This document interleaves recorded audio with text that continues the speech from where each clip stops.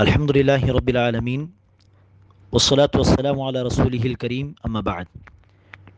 கண்ணியத்திற்குரியவர்களே, கடந்த வகுப்பில் நஜாசாத் அல்லது நஜிஸ் அசுத்தமான விஷயங்கள் என்னென்ன என்பதை நாம் பார்த்தோம். அதை குறித்து ஒரு முக்கியமான சட்டத்தையும் நாம் சொல்லியிருந்தோம். குர்ஆனிலும் ஹதீஸிலும் எதை அசுத்தம் என்று சொல்லியிருக்கிறார்களோ, நஜிஸ் என்று சொல்லியிருக்கிறார்களோ, அதை தான் அசுத்தமாக நாம் கருத வேண்டுமே தவிர, எந்த விஷயத்தை குறித்து நஜிஸ் என்று சொல்வதற்கு, அதை அசுத்தம் என்று சொல்வதற்கு தெளிவான ஆதாரங்கள் இல்லையோ, அந்த விஷயத்தை நஜிஸ் அசுத்தம் என்று நினைக்கக்கூடாது. ஆதாரம் இருந்தால் மட்டுமே தான் நஜிஸ் என்று கருத வேண்டும். எதை குறித்து ஆதாரங்கள் இல்லையோ அது சுத்தமானவை என்பதுதான் சரியான கருத்து. இது ஒரு அடிப்படை சட்டம். எனவே அந்த அடிப்படையில் கணித்திற்குரியவர்களே, இப்போது ஒரு பட்டியலை நாம் குறிப்பிட இருக்கிறோம். இந்த பட்டியலில் வரக்கூடிய விஷயங்கள் அசுத்தமானவை என்று சொல்வதற்கு ஆதாரங்கள் இல்லை, அல்லது அதில் ஓரிரண்டு விஷயங்களுக்கு தெளிவான ஆதாரங்கள் இல்லை. ஏதோ ஒரு வகையில் சில ஆதாரங்கள் இருப்பதாக சில அறிஞர்கள் கருதுகிறார்கள். ஓரிரண்டு விஷயங்களை குறித்து கருத்து வேறுபாடு உண்டு. அதில் அசுத்தமானது என்கிற கருத்தும் சரியான கருத்தாக இருக்கலாம், அல்லது தெளிவான ஆதாரங்கள் இல்லை என்கிற அடிப்படையில் எந்த அறிஞர்கள் அந்த ஓரிரண்டு விஷயங்களை சுத்தமானதுதான், அசுத்தம் என்று சொல்ல முடியாது என்று சொல்கிறார்களோ, அந்த கருத்தும் சரியான கருத்தாக இருக்கலாம். அந்த ஓரிரண்டு விஷயங்களை தவிர மற்ற விஷயங்கள் அசுத்தமானவை என்று சொல்வதற்கு எந்த ஒரு ஆதாரமும் கிடையாது. எனவே அந்த விஷயங்களை சுத்தமான விஷயங்களாக தான் கருத வேண்டும். அந்த பட்டியல் என்ன? முதலாவதாக கண்ணியத்திற்குரியவர்களே, வாந்தி, மனிதன் எடுக்கக்கூடிய வாந்தி, இதை அசுத்தம் என்று சொல்வதற்கு தெளிவான ஆதாரங்கள் எதுவும் கிடையாது. ஒரு அறிவிப்பு உண்டு. அம்மார் பின் யாசிர் ரலியல்லாஹு அன்ஹு அவர்கள் அறிவித்ததாக. அதில் என்ன சொல்லப்பட்டு இருக்கிறது என்று சொன்னால், நாங்கள் அதாவது சஹாபா பெருமக்கள், நாங்கள் எப்படி துணியில் சிறுநீர் பட்டுவிட்டால் அல்லது மதி இச்சை நீர் பட்டுவிட்டால் கழுவோமோ, சொந்த மாதிரி இச்சை நீரை, சிறுநீரை, மணி, விந்தை, அதேபோல் வாந்தியை நாம் கழுவுவோம் என்று சொன்னதாக.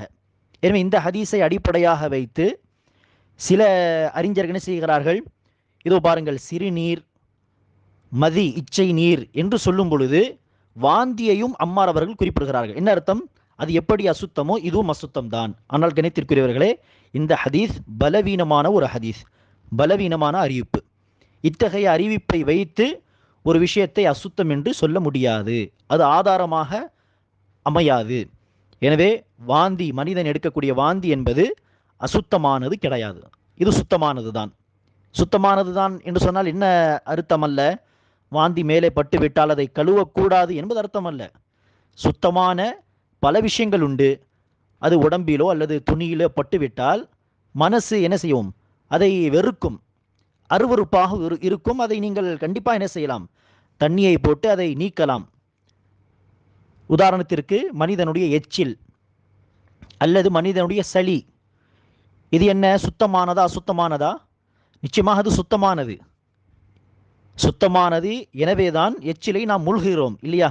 அது அசுத்தமானவையாக இருந்தால் ஒவ்வொரு நிமிடமும் எச்சில் வர வர அதை துப்பிக்கொண்டே இருக்க வேண்டும். அதே மாதிரி தான் சளி, அதுவும் சுத்தமானது தான். இதை யாருமே அசுத்தம் என்று சொல்லவே இல்லை. ஆனால் உடம்பிலோ அல்லது துணியிலோ எச்சில் பட்டு விட்டால் அல்லது சளி பட்டு விட்டால் நாம் என்ன செய்வோம், அதை வெறுக்கக்கூடியவர்களாக இருக்கிறோம், அதை நீக்குவோம், தண்ணியை பயன்படுத்துவோம். ஸோ அந்த மாதிரி நினைத்திருக்கிறவர்களே, வாந்தி பட்டுவிட்டால் கண்டிப்பாக அதை நாம் என்ன செய்வோம், தண்ணியை பயன்படுத்தி அதை சுத்தப்படுத்துவோம், நீக்குவோம். ஆனால் அது அசுத்தம் என்பது அர்த்தம் அல்ல. ஒரு கால் வாந்தி பட்டிருக்கும் நிலையில் அதே ஆடையை அணிந்து ஒருவர் கழுவாமல் அதே ஆடையை அணிந்து ஒருவர் தொழுது விட்டால் அந்த தொழுகை ஏற்றுக்கொள்ளப்படுமா இல்லையா என்று கேட்டால், நிச்சயமாக மற்ற நிபந்தனைகள் அந்த தொழுகையில் இருந்திருந்தால் நிச்சயமாக அந்த தொழுகை ஏற்றுக்கொள்ளப்படும். வாந்தி ஒட்டியிருக்கிறது என்கிற காரணத்தால் அந்த தொழுகை மறுக்கப்படாது. ஏனெனில் வாந்தி என்பது சுத்தமான ஒன்றுதான், அதை அசுத்தம் என்று சொல்ல முடியாது. இது நம்பர் 1. இரண்டாவதாக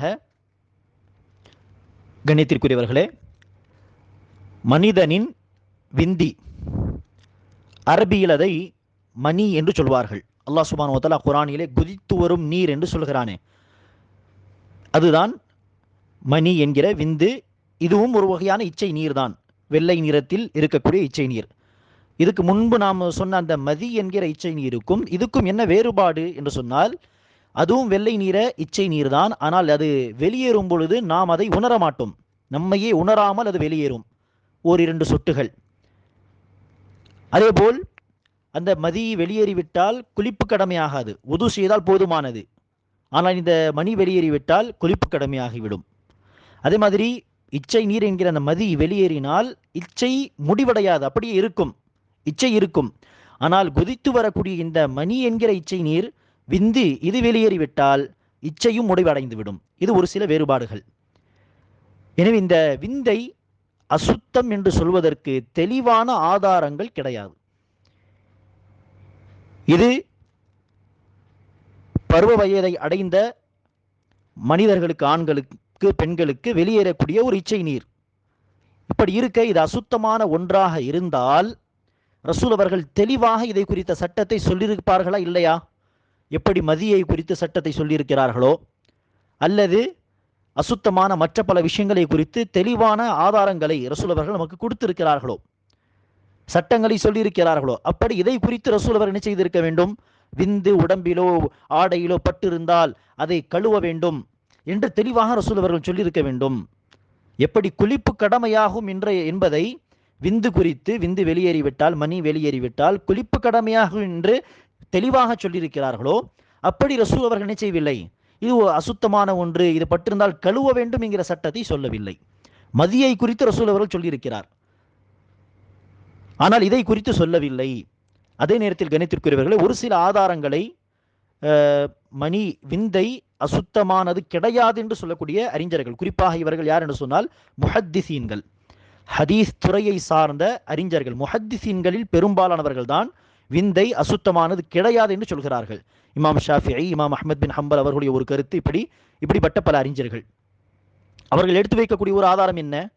முஸ்லிம் ஷரீஃபின் 288ஆம் ஹதீஸ். ஆயிஷா ரலியல்லாஹு அன்ஹா அவர்கள் அறிவிக்கிறார்கள், நபிகள் நாயகம் ஸல்லல்லாஹு அலைஹி வஸல்லம் ஆடையில் ரசூலுடைய விந்து, மணி ஈரமாக இருந்தால் அதை நான் கழுவி விடுவேன், ஆடையை அல்லது அந்த பகுதியை மட்டுமே கழுவி விடுவேன் ஈரமாக இருந்தால். அதே காய்ந்த நிலையில் இருந்தால் சுரண்டி எடுத்து விடுவேன், கழுவ மாட்டேன், அதை சுரண்டி விடுவேன் என்று குறிப்பிடுகிறார்கள். எனவே இந்த அறிவிப்பை வைத்து இந்த முஹத்திசீன்கள் சொல்லக்கூடிய கருத்து என்னவென்று சொன்னால், சுரண்டி எடுத்து விட்டால் முழுமையாக அந்த மணியை, அந்த ஆடையில் பட்டிருக்கக்கூடிய அந்த விந்தை முழுமையாக அகற்ற முடியுமா? நிச்சயமாக முடியாது. ஏன்?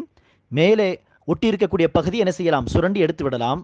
ஆனால் துணி உறிஞ்சிருக்கக்கூடிய அந்த பகுதி என்ன? துணி அப்சர்வ் செய்திருக்கக்கூடிய அந்த பகுதியை என்ன செய்வது? அது என்ன செய்ய முடியாது, சுரண்டி எடுக்க முடியாது. அது தண்ணியை பயன்படுத்தினால்தான் அதை முழுமையாக அகற்ற முடியும். ஆனால் அவர்கள் சுரண்டி எடுத்து விடுவார்கள் காய்ந்த நிலையில் இருந்தால்.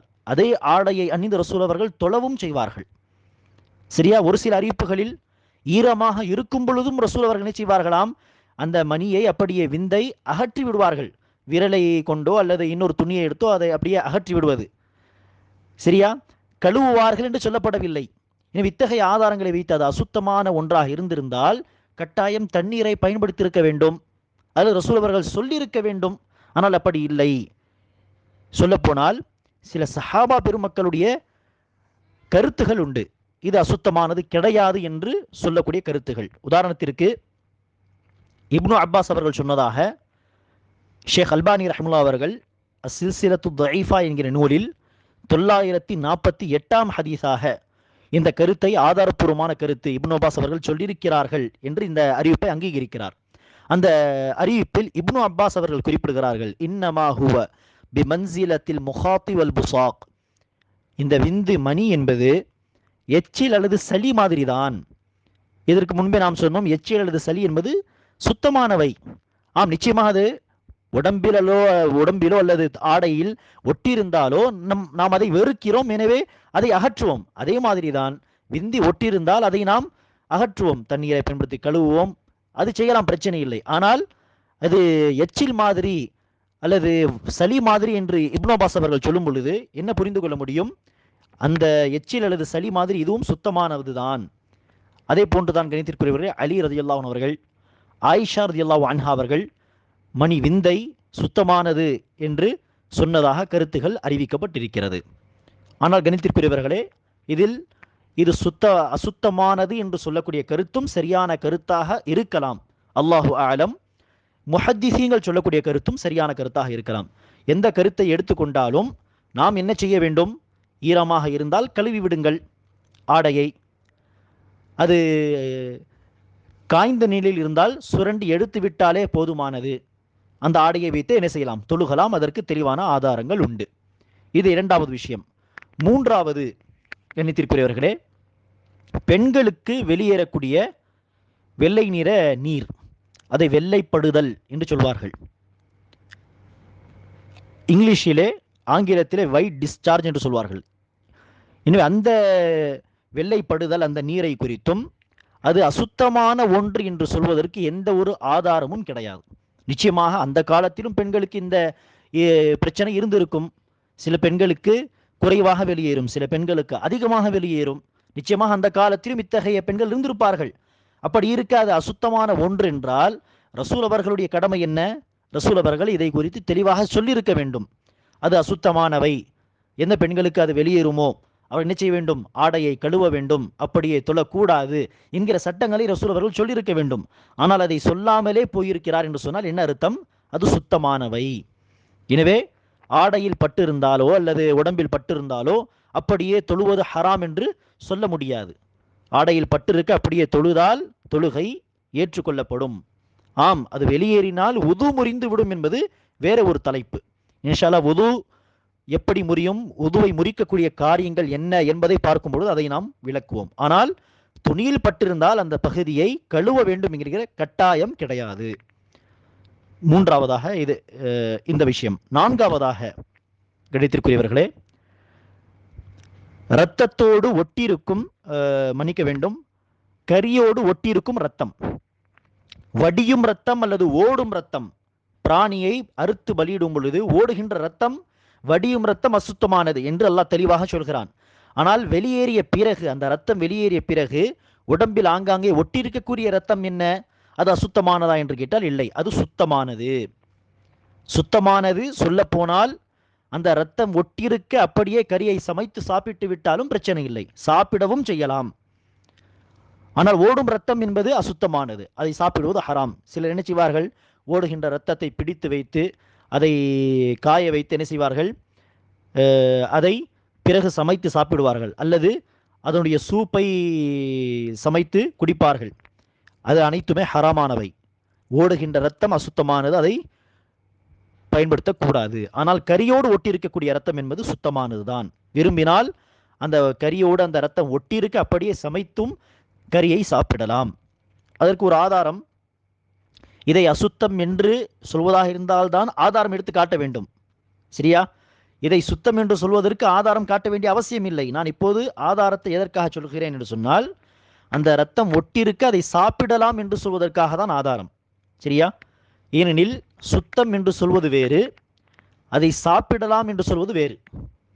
உதாரணத்திற்கு மண் சுத்தமான ஒன்று, ஆனால் அதை சாப்பிடலாமா என்று கேட்டால் இல்லை, சாப்பிட மாட்டோம். இல்லையா? பல விஷயங்கள், அலுமினியம் இருக்கு, இரும்பு, இப்படி பல விஷயங்கள் உண்டு. சுத்தமானது இந்த அனைத்துமே, அதை நாம் பயன்படுத்தலாம், ஆனால் அதை சாப்பிட மாட்டோம். உண்ணத்தகாத பொருட்கள் இவையெல்லாம், ஆனால் சுத்தமானவை. எனவே சுத்தமானது என்று சொல்வது வேறு விஷயம், சாப்பிடலாம் என்று சொல்வது வேறு விஷயம். அல்லாஹ் எதையெல்லாம் சாப்பிடலாம் என்று சொல்கிறானோ, தகுந்த பொருட்களாக அல்லாஹ் படைத்திருக்கிறானோ, அது கண்டிப்பாக சுத்தமான தாகீர்களாக இருக்கும். அசுத்தமானவை சாப்பிடக்கூடாது. ஆனால் சுத்தமானவை அனைத்துமே உண்ணத்தகுந்த பொருட்களா என்று கேட்டால் இல்லை. இல்லையா? எனவே சுத்தமானது என்று சொல்வதற்கு ஆதாரம் காட்ட வேண்டிய அவசியம் இல்லை. ஆனால் அதை சாப்பிடலாம் என்று நாம் சொல்கிறோமே, அதற்காக ஆதாரம். எனவே மாமிசத்தோடு கரியோடு ஒட்டியிருக்கக்கூடிய இரத்தம் சுத்தமானது. சுத்தமானது என்று சொல்வதற்கு ஆதாரம் தேவையில்லை. ஆனால் அந்த இரத்தம் ஒட்டியிருக்க சமைத்து சாப்பிடலாம் என்று சொல்வதற்கு ஆதாரம் தெரிந்திருக்க வேண்டியது அவசியம். அதற்கு ஆதாரம் என்ன? ரசூல் ஸல்லல்லாஹு அலைஹி வஸல்லம் அவர்கள் ஹைபர் போரின் பொழுது, ஹைபர் என்கிற யூதர்களுக்கு எதிரான போரின் பொழுது ரசூல் அவர்கள் 2 விஷயங்களை ஹராம் என்று அறிவித்தார்கள். அதற்கு முன்பு அந்த 2 விஷயங்கள் ஹலாலாக இருந்தது, அனுமதிக்கப்பட்ட விஷயங்களாக இருந்தது. அந்த 2 விஷயங்கள் என்ன? ஒன்று முத்தஆ என்கிற நிக்காஹ், முத்தஆ என்கிற தற்காலிக திருமண வழிமுறை. தற்காலிகமாக ஒரு சில நாட்களுக்காக வேண்டி பேசி என்ன செய்வார்கள், திருமணம் முடிப்பார்கள் அந்த காலத்தில். அது சொல்லப்போனால் விபச்சாரம் அது. ஆனால் ஒரு காலகட்டம் வரைக்கும் அல்லாஹ் அந்த குறிப்பிட்ட திருமணத்தை எல்லாம் என்ன செய்யவில்லை, ஹராம் என்று உடனே சொல்லவில்லை. ஹைபர் போரின் பொழுதுதான் ரசூல் அவர்கள் இதற்கு பிறகு முத்தஆ என்கிற நிக்கா கூடாது என்று ஹராமாக்கினார்கள். இது ஒன்று. இரண்டாவது என்ன? கோவேரி கழுதை. ஹைபருக்கு முன்பு வரை ஆடு மாடு ஒட்டகம் எப்படி ஹலாலான விலங்குகளோ அப்படி கோவேரி கழுதையும் அனுமதிக்கப்பட்ட விலங்காக இருந்தது. ஆனால் ஹைபர் போரின் பொழுது ரசூல் அவர்கள் கோவேரி கழுதை ஹராம், அதை இதற்கு பிறகு உண்ணக்கூடாது என்று தடை செய்தார்கள். எனவே இந்த அறிவிப்பு வந்த பொழுது சொல்லப்படுகிறது, அந்த சஹாபா பெருமக்கள் ஹைபர் போரின் பொழுது கழுதையுடைய கரியை சமைத்து கொண்டிருந்தார்கள். சட்டியில் கழுதையுடைய கரியை சமைத்து கொண்டிருந்தார். எந்த அளவிற்கு என்று சொன்னால், அந்த சமைக்கக்கூடிய அந்த சட்டியை பார்க்கும் பொழுது அந்த கரியோடு ஒட்டியிருக்கக்கூடிய ரத்தம் மேலே மெதங்கி கொண்டிருந்தது தண்ணீரில், அந்த குழம்பில். ஆனால் ஹராம் என்று சொன்ன பிறகு சஹாபா பெருமக்கள் அந்த கரியெல்லாம் எடுத்து வீசிவிட்டார்கள். எனவே என்ன புரிகிறது? அப்படி ரத்தம் ஒட்டியிருக்க அந்த ரத்தத்தோடு என்ன செய்யலாம், சமைத்து சாப்பிடலாம் என்பதற்காக இது ஒரு ஆதாரம். அடுத்ததாக ஐந்தாவதாக, ஹராமான விலங்குகளுடைய எச்சில், உண்ணத்தகாத விலங்குகள், ஆம் அந்த விலங்குகளை அறுத்து சாப்பிடக்கூடாது. அந்த விலங்குகளுடைய கறி, எலும்பு, கொழுப்பு, இரத்தம், இந்த அனைத்துமே ஹராமானவை. ஆனால் அந்த விலங்குகளுடைய ஹராமான விலங்குகளுடைய எச்சில் சுத்தமானதா என்று கேட்டால், அந்த ஹராமான விலங்குகளுடைய எச்சிலை அசுத்தம் என்று சொல்வதற்கு ஆதாரங்கள் கிடையாது.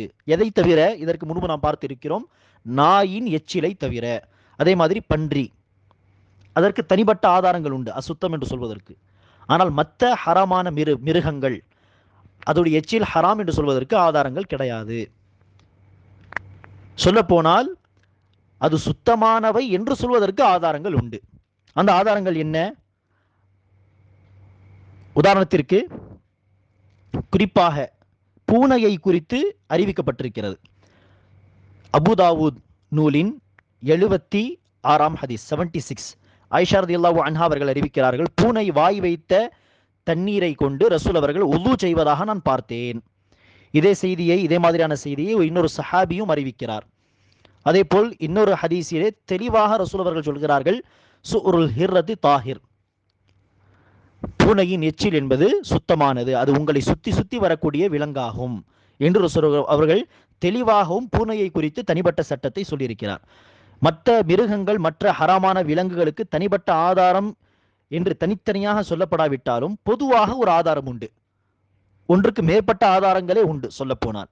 உதாரணத்திற்கு மஅரிஃபத்து சுனன் என்கிற நூலில் 368வது ஹதீஸாக இந்த செய்தி பதிவு செய்யப்பட்டிருக்கிறது. அதில் சஹாபா பெருமக்கள் கேட்கிறார்கள், யா ரசூலல்லாஹ், சின்ன சின்ன குளங்கள், அதாவது அங்கங்கு தண்ணீர் தேங்கி நிற்கும் அந்த மாதிரியான இடங்களில் கோவேரி கழுதை அல்லது மற்ற மிருகங்கள் வந்து தண்ணீர் குடித்து சென்றால் அந்த தண்ணீரை கொண்டு நாம் உது செய்யலாமா? அதாவது என்ன அர்த்தம், அந்த தண்ணீர் சுத்தமான தண்ணீரா என்று கேட்க ரசூல் ஸல்லல்லாஹு அலைஹி வஸல்லம் அவர்கள் சொன்னார்கள், ஆம், அதை பயன்படுத்தலாம்.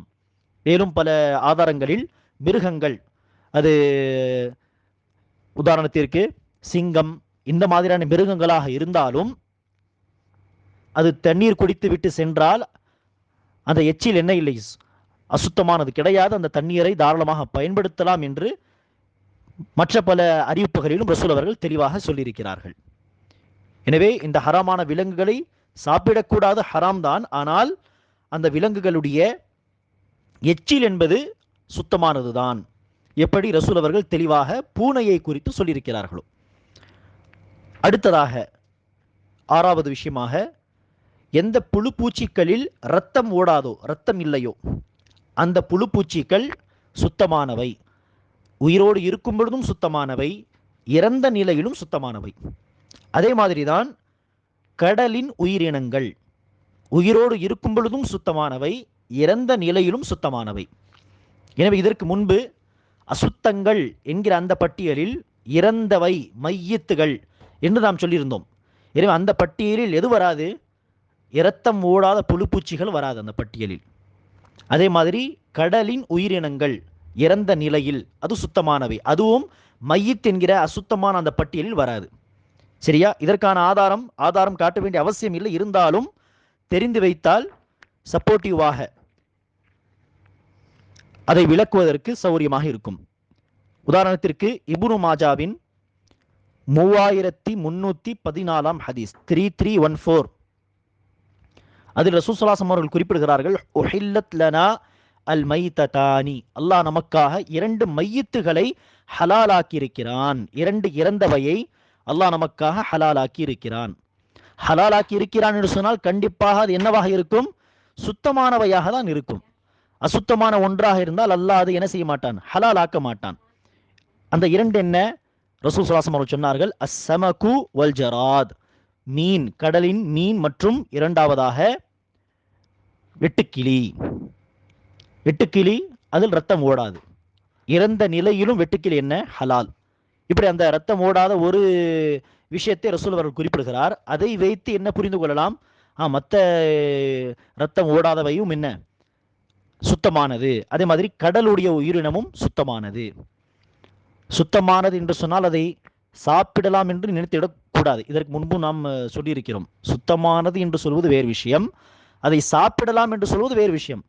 வெட்டுக்கிளி சாப்பிடலாமா கூடாது என்று சாப்பிடலாம். ரசூல் அவர்கள் ஹலால் என்று சொல்லிவிட்டார்கள் இல்லையா? ஆனால் மற்ற புழுப்பூச்சிகள், ரத்தம் ஓடாத புழுப்பூச்சிகள், அது சுத்தமானது என்று நாம் சொல்கிறோம். ஆனால் அதை சாப்பிடலாமா என்று கேட்டால் இல்லை, சாப்பிடக்கூடாது. புழுப்பூச்சிகளை சாப்பிடக்கூடாது. வெட்டுக்கிளிக்கு தனி ஹதீஸ் உண்டு. அதே மாதிரி தான் ரசூல் அவர்கள் ஈயை குறித்து சொன்னார்கள்.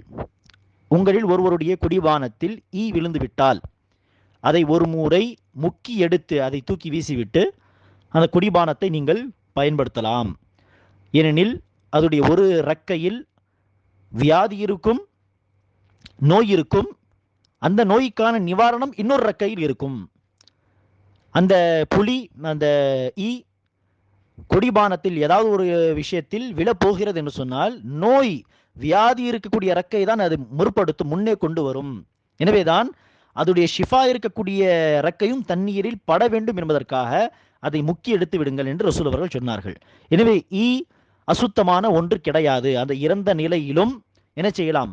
அதை தண்ணீரிலிருந்து தூக்கி வீசிவிட்டு தண்ணீரை குடிக்கலாம் என்று ரசூல் அவர்கள் சொன்னார்கள். அந்த அடிப்படையில் ஈயுடைய தனிப்பட்ட அம்சம் என்ன என்று யோசித்து பார்க்கும்போது என்ன புரிகிறது? ஈயில் ரத்தம் ஓடாது. கொசுவை அடித்தால் ரத்தம் இருப்பதை நாம் பார்க்கிறோம் இல்லையா? ஆனால் ஈயை நாம் அடித்திருப்போம், ரத்தம் வருவதாக நாம் பார்த்திருக்க மாட்டோம். ஏனெனில் ரத்தம் ஓடாது. அத்தகைய ஒரு புழுப்பூச்சியில் அது ஒன்று. எனவே அந்த மாதிரியான ரத்தம் ஓடாத புழுப்பூச்சிகள், அது எறும்புகளாக இருக்கட்டும் அல்லது ஈசல், இந்த மாதிரியான அனைத்தும் சுத்தமானவை. அது தண்ணீரில் விழுந்திருந்தால் அந்த தண்ணீர் வேஸ்டா என்று கேட்டால் இல்லை. அது குறைந்த தண்ணியாக இருந்தாலும் சரி, அந்த தண்ணீரை வடிகட்டி நீங்கள் என்ன செய்யலாம்? பயன்படுத்தலாம், குடிக்கலாம். அது சுத்தமானவை.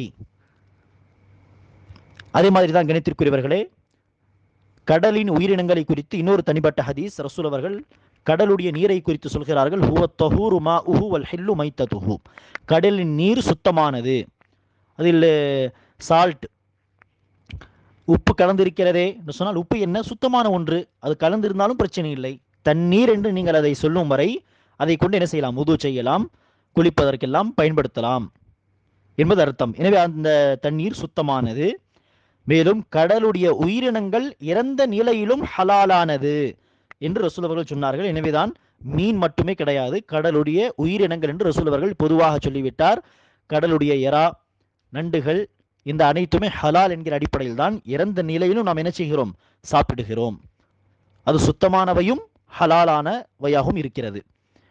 அடுத்ததாக கடைசியாக அனுமதிக்கப்பட்ட உண்ணத்தகுந்த விலங்குகள், ஒட்டகம், ஆடு, மாடு, இத்தகைய விலங்குகளுடைய சிறுநீர் மற்றும் விட்டை, சாணி, புழுக்கு, இந்த அனைத்துமே சுத்தமானவை. இதை அசுத்தம் என்று யாராவது சொல்வதாக இருந்தால்தான் அவர்கள் என்ன செய்ய வேண்டும்? ஆதாரத்தை எடுத்து காட்ட வேண்டும். இந்த இடத்தில் ஒரு விஷயத்தை நான் நினைவுபடுத்த விரும்புகிறேன். இதற்கு முன்பு பார்த்த ஒரு ஹதீஸ், இப்னு மசூத் ரலியல்லாஹு அன்ஹு அவர்களை பார்த்து ரசூல் ஸல்லல்லாஹு அவர்கள் 3 கற்களை எடுத்து வாருங்கள் என்று சொல்ல, இஸ்திஞ்சா செய்வதற்காக, தஹாரத்துக்காக, இப்னு மசூத் அவர்கள் 2 கற்களை எடுத்து 3ஆவதாக ஒரு விட்டையை எடுத்து வந்தார்கள். அப்போது ரசூல் அவர்கள் அந்த விட்டையை தூக்கி எறிந்து இது அசுத்தமானவை, இது அசுத்தம் என்று, நஜீஸ் என்று சொன்னார்கள்.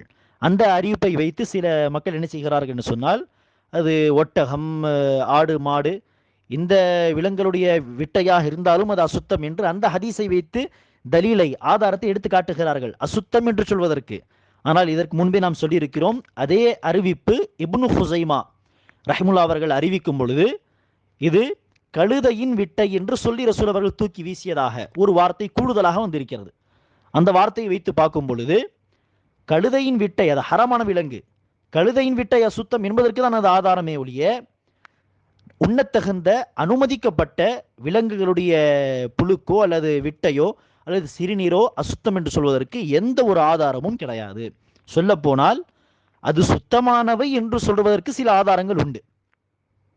அந்த ஆதாரங்களில் ஒரு 2 ஆதாரங்களை குறித்து வைக்கலாம். ஒன்று, புகாரியின் 333வது அறிவிப்பு, 333வது ஹதீஸ். அதில் உரைனா என்கிற கோத்திரக்காரர்கள் மதீனாவிற்கு வந்ததாகவும், அவர்கள் மதீனாவிற்கு வந்து இஸ்லாத்தை ஏற்றுக்கொண்டு அங்கு சில நாட்கள் தங்கி இருக்கும்போது மதீனாவுடைய கிளைமேட், அங்கு இருக்கக்கூடிய நீர், காற்று இது செட் ஆகாத காரணத்தினால் அந்த உக்குல் உரைனா என்கிற அந்த கோத்திரக்காரர்களுக்கு வயிறு வலி ஏற்பட்டதாக சொல்லப்பட்டிருக்கிறது. எல்லோருக்கும் வயிறு வலி ஏற்பட அவர்கள் ரசூலிடத்தில் வந்து சொல்கிறார்கள், என்ன செய்வது? அதற்கு ரசூல் அவர்கள் சொன்ன வைத்தியம், மருத்துவம் என்ன? ஒட்டகங்களுடைய பாலில் ஒட்டகங்களின் சிறுநீரை கலந்து குடியுங்கள் என்று ரசூல் அவர்கள் சொன்னார்கள். அப்படியே அவர்கள் செய்தார்கள், அடைந்தார்கள். ஷிஃபா, அல்லாஹ் சுப்ஹானஹு வ தஆலா ஷிஃபாவையும் கொடுத்தான். எனவே இந்த ஹதீஸில் எங்கு ஆதாரம் உண்டு? ஒட்டகத்தின் சிறுநீர் அசுத்தமான ஒன்றாக இருந்திருந்தால் ரசூல் அவர்கள் அதை குடிக்கும்படி சொல்லியிருப்பார்களா? ஒருபோதும் சொல்லியிருக்க மாட்டார்கள். சுத்தமானவையை பயன்படுத்தும்படி ரசூல் அவர்கள் சொல்ல மாட்டார். ஏனெனில் அசுத்தமான ஒன்றை என்ன செய்யக்கூடாது? சாப்பிடக்கூடாது, குடிக்கக்கூடாது, மருத்துவத்திற்கும் பயன்படுத்தக்கூடாது. ஏனெனில் ரசூல் அவர்கள் சொன்னார்கள், ஹராமானவற்றில் அல்லாஹ் ஷிஃபாவை வைக்கவில்லை. எனவே ரசூல் அவர்களை குடிக்க சொல்லும் பொழுது அது சுத்தமானவை என்பதற்கான ஒரு ஆதாரம் இது. அதே போல் புகாரியுடைய 317வது அறிவிப்பு 317, அதில் சஹாபா பெருமக்கள் கேட்கிறார்கள், யா ரசூலல்லாஹ், ஆட்டுக்குட்டையில் தொழுகலாமா? ஆட்டுக்குட்டையில் வேலை பார்க்கக்கூடிய மக்களுக்கு தொழ வேண்டிய நேரம் அங்கு வந்து விட்டால் அங்கே தொழுகலாமா என்று கேட்க ரசூல் ஸல்லல்லாஹு அலைஹி வஸல்லம் அவர்கள், சொல்லு ஃபி மராபிதில் கனம், ஆட்டுக்கொட்டையில் நீங்கள் தாராளமாக தொழுகலாம் என்று சொன்னார்கள். குறிப்பாக கணித்திற்குரியவர்களே, அந்த காலகட்டத்தில் பொதுவாக என்ன செய்வார்கள் மக்கள்? கீழே எதையும் விரிக்காமல் நேரடியாக அப்படியே டைரக்டாக நின்று தான் தொழுவார்கள். தரையில் கீழே விரிப்போ அல்லது பாயோ அல்லது முசல்லாவோ இருக்காது. பள்ளிவாசலில் கூட மண் மீது டைரக்டாக நின்று தான் தொழுவார்கள். எனவே அத்தகைய காலகட்டத்தில் ரசூல் அவர்கள் தொழுங்கள் என்று பொதுவாக சொல்கிறார்கள் என்று சொன்னால் என்ன அர்த்தம்? அந்த ஆட்டுக்கொட்டை என்று சொன்னால் கண்டிப்பாக அந்த ஆட்டுடைய சிறுநீர் அங்கே விழுந்திருக்கலாம், தரையில் புழுக்கு கீழே விழுந்திருக்கலாம், கண்டிப்பாக அது இருக்கும். அப்படி இருக்க ரசூல் அவர்கள் பார்த்து தொழுங்கள், அங்கு சிறுநீர் இருக்கக்கூடாது, அங்கு புழுக்குகள் விழுந்திருக்கக்கூடாது என்று எல்லாம் ரசூல் அவர்கள் சொல்லாமல் தொழுங்கள் என்று சொல்லும் பொழுது என்ன புரிந்து கொள்ளலாம்? அங்கு சிறுநீர் இருந்தாலும் அந்த தரை சுத்தமானதுதான், அங்கு தாராளமாக தொழுகலாம். மேலும் நினைத்திருக்கிறவர்கள் சலஃப்மார்கள், அதாவது சஹாபா பெருமக்களுடைய காலத்தில் கடை வீதியில் விவசாயத்திற்கு பயன்படுத்துவதற்காக புழுக்கு அல்லது விட்டை, சாணி இதையெல்லாம் பயன்படுத்துவார்கள் அன்றும் இன்றும். எனவே இந்த ஹலாலான விலங்குகளுடைய புழுக்கை அல்லது விட்டை, சாணியை என்ன செய்வார்கள்? விற்பார்கள் கடை வீதியிலே, மார்க்கெட்டிலே. சஹாபா பெருமக்கள் சலஃப்மார்களை பார்ப்பார்கள், ஆனால் தடுக்க மாட்டார்கள். அது அசுத்தமான ஒன்றாக இருந்தால் அசுத்தமான ஒன்றை வித்து என்ன செய்யக்கூடாது? சம்பாதிக்க கூடாது. ஆனால் சஹாபா பெருமக்கள் இதை பார்த்து தடுக்கவில்லை என்று சொன்னால் இதுவும் என்ன ஆதாரம்? எதற்கான ஆதாரம்? அது சுத்தமானவை. இப்படி கணித்திற்குரியவர்களே, கிட்டத்தட்ட 7 விஷயங்களை நாம் பார்த்திருக்கிறோம். இந்த 7 விஷயங்களை குறித்து கருத்து வேறுபாடு இருக்கலாம், அல்லது சில பேருக்கு சந்தேகம் வரலாம். ஆனால் அந்த நேரத்தில் இந்த ஆதாரங்களின் அடிப்படையில் அல்லது அது அசுத்தம் என்று சொல்வதற்கு ஆதாரம் இல்லாத அடிப்படையில் அதை சுத்தமானவையாக தான் கருத வேண்டுமே தவிர அதை அசுத்தங்கள் என்று சொல்லக்கூடாது. விந்தை தவிர, விந்து என்பதை குறித்து கருத்து வேறுபாடு உண்டு. அதில் முதல் கருத்தும் சரியான கருத்தாக இருக்கலாம், அல்லது இரண்டாவது கருத்தும் சரியான கருத்தாக இருக்கலாம். அல்லாஹு ஆலம். அஸ்ஸலாமு அலைக்கும் வரஹ்மத்துல்லாஹி வபரகாத்துஹு.